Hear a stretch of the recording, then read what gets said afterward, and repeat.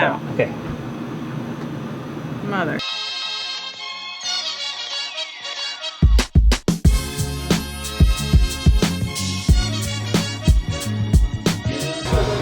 One, 2, 3, 4, 2, 5, 3, 6.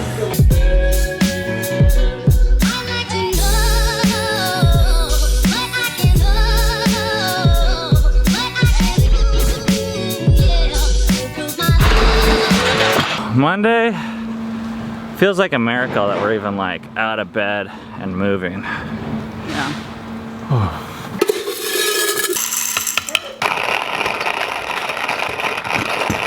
It's a rainy Monday.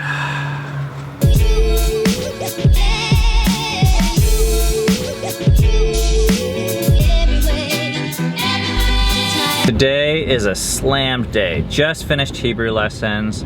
Now I'm on my way to the tattoo parlor. I'm a little bit nervous because I'm supposed to be getting my tattoo in like 15 minutes, but I still haven't seen the art yet.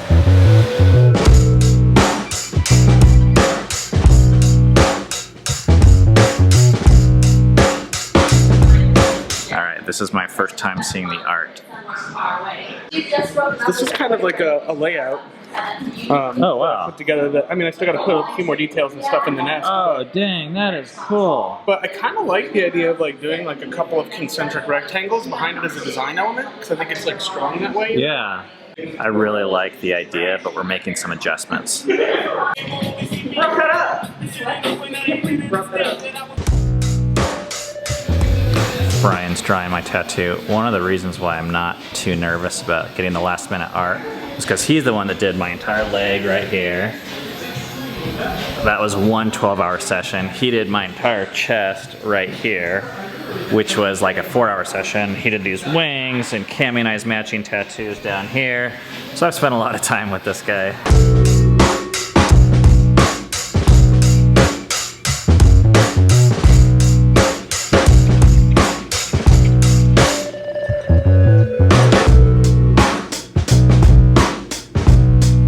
We're deciding to go bigger.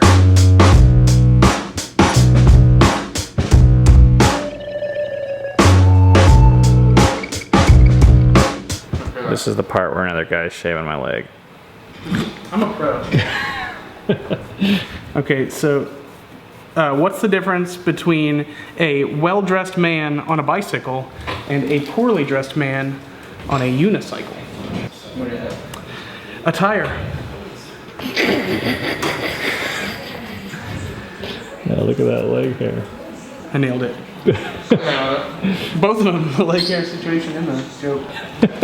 Keep it together, but like.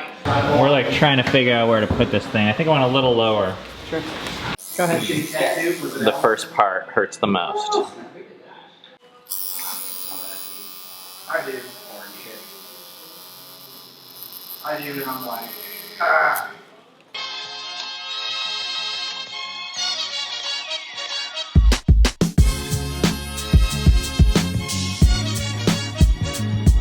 While Ben's inside getting his tattoo, I'm getting ready to get mine. And I'm definitely nervous. I'm excited. The last time I got a tattoo was 5 years ago, and this is gonna be the biggest one I've gotten.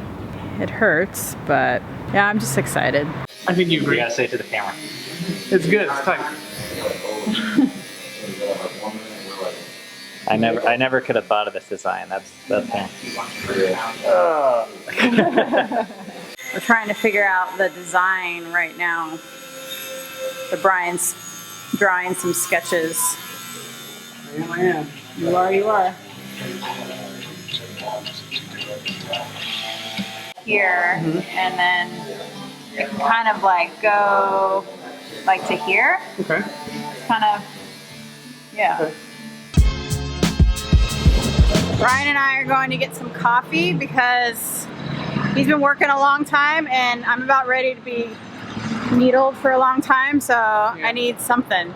I'm typically used to being completely caffeinated at all times. So. I think we're gonna get a waffle. Side picture of him. Yeah, they do. They're uncanny. Got my coffee. Got my waffle.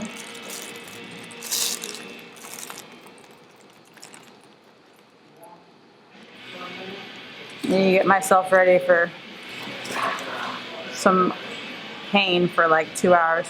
All right, I got my placement. This isn't the real thing, but it's really awkward to try to, there we go. All right, I've been sitting here for about an hour. Oh, I think I'm almost done, but not quite. He's gonna do the finishing touches in a little bit. You can see it. Dang. This is badass. This is what I wanted. My arm is raw, but I'm done and I'm so happy. We got it. We did it. Oh, hello. Maya. Hello. Maya. Welcome back. Thank you. You want to see your mom's tattoo? Okay. No. It's just pulling. It's tape. It's pulling your skin. I'll do it quick. Ready? I'm still nervous. Okay, don't touch. Don't touch. Don't touch. Okay, Touch here we my go. Maui. Oh wow. Oh, Yeah. that doesn't look that bad. What the? Well, I saw the text you sent, and it looked like this huge black octopus on your arm. Hey, don't touch. This looks like a tree. That's really cool. Wow. Isn't that cool? I'm very happy with it. Yeah. Yeah, that looks really cool. Dang. Look at the tree trust. An oak tree. That's pretty tough. These are the roots. It's like, don't mess with me. That's right. All right. Dang, that is actually cool. I mean, I couldn't visualize it. Because that's But all you were Let me seeing. see how you look. Dang, girl. I like it a lot. It's Because really. I wanted it bold and I wanted it realistic. I got this tattoo because I had an experience when I was in Israel. I was sitting in a church service and I was hearing these people sing this song in Hebrew, and I just started crying, and I didn't know why because I couldn't understand the song because it was in Hebrew. And so I asked Ben, what do you think, what is this song about? Like, do you know? And he said, oh, it's on Isaiah 61, which is a chapter in the Bible. And so, lost my train of thought. So then and there, I looked up that chapter and I read it. There's a verse that says, the oak trees of righteousness. Because that song moved my spirit so much, and after reading that, I really wanted to put an oak tree on my arm. I felt like that was really symbolic, even to where I feel like I'm going. So my story, you guys can see, I don't know if I feel like moving right now, but it's kind of healed a little bit. Got that? This is actually a clear picture of it that Brian drew. The elements that I asked him to draw was a sparrow with a nest and a doorway. And this was actually also from a moment that I had in Israel when these people were talking to us, and they referenced this verse and this idea in Psalm 84. And this psalm is all about the temple of God, which was a literal physical place, not like metaphorically speaking. So I read this chapter, and the next day I was writing this chapter out at the base of the temple, which people know as the Western Wall or the Wailing Wall. And there was two images that stuck with me. One is, this is like a famous chapter where there's that song like, better is one day in your courts than 1,000 elsewhere. Some of you guys may have heard that. But there's this idea that at the altar of God, there, even like a sparrow in their nest will be able to dwell there. It's just a cool image to me. And then there's this other image later on in the chapter where it says that it's better to be a doorkeeper at the house of God than to dwell in the tents of the wicked. In other words, even if you're just on the outside and you can't even step inside, but you can just see it, that's better than being super comfortable really anywhere else. That idea really stuck with me. And it had been a while since I've gotten a tattoo. My plan with tattoos is to get them fairly consistently, and I've done that since I was 18. And more than any one particular piece of art, I really enjoy the story they tell of growth. So getting certain tattoos at certain benchmarks in my life has made it so that, you know, people say, well, aren't you gonna regret it? I'm like, well, yeah, of course you're gonna regret it. Like, meaning I'm not gonna be in love with that idea or that piece of art forever. But the idea of being able to look back at a story is something I don't regret, and being able to be like, dang, that's what I believed when I was 18, or that's what I cared about. I'm really glad I don't care about that now.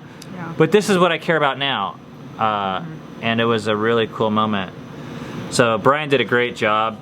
This is like the basic thing of it. I didn't know how he was gonna fit a door and a bird together. I didn't really care. I was like, it could just be a rectangle with a bird as far as I'm concerned. I don't really care if it even looks that great. Man, it's so crazy seeing you at this. You're like I feel like you're like a tattooed woman now. I mean, that was like... It was like... First of all, this was like, okay, like everyone gets that. Yeah. And then this was like, okay, that's pretty tough. This is like, you know, there was like the good and the bad, and she was always the good girl and I was the bad boy. Yeah. Now it's like, oh, I feel like I've tainted I think it's even... I don't think you have, because I think this is who I am. And that's what I've come to realize, because I found myself in this tattoo parlor for like 6 hours today, and I'm like, how did I get here? Like, I don't feel like I belong, but yet I do belong here. It was this weird like feeling. I was like, do I just not feel like I don't belong here just because I have this like idea of who I'm supposed to be versus who I really am? The last time I got a tattoo was 5 years ago, and to compare how I felt then in a tattoo parlor with those people to how I felt now, I felt like I could relate to those people so much more now. Not because I am like them, but just because I'm like human, and I could see how like everyone's the same, or I could see aspects of myself in these people. Like, I was thinking about why people get tattoos, and I think it's a variety of reasons. A big reason of why I get tattoos and why I got this tattoo, it's a representation of what's really on the inside of me. I'm actually learning to not be ashamed of that, and that's actually a good thing. It's gonna take some getting used to, right? How bold this is actually very significant. I really wanted it to be bold. It was one of the few things I asked of him. And it was funny because he was like, well, I only really do tattoos like that anyway, so you've come to the right place. That's indicative of what is really going on inside of me. The kids have had a rough day because they've been alone for a lot of it as we've been getting tattoos, like irresponsible parents. But we told them we're gonna go get some ice cream now. Let's go.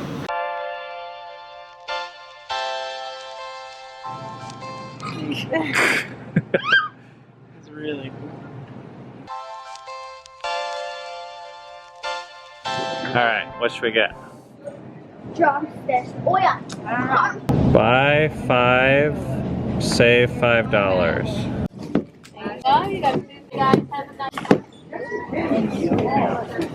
Where's the other? Hi, how you guys doing?